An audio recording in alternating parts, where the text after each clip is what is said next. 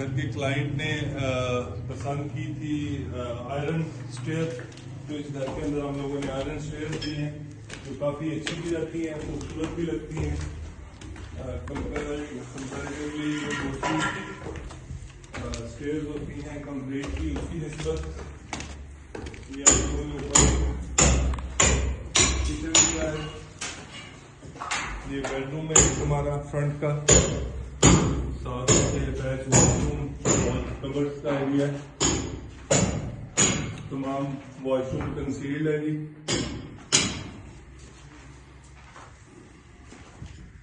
ये दूसरा हमारा बेडरूम है।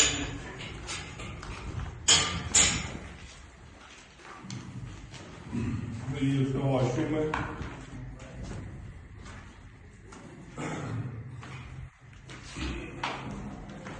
ये ओपन टेरेस है कि हमारे फर्स्ट फ्लोर के ऊपर, जहाँ से ऊपर जाने के लिए स्टेयर्स हैं, आयरन स्टेयर्स हैं। और बैक साइड पे हम लोगों ने सर्वेंट रूम भी दिया हुआ है इस पे।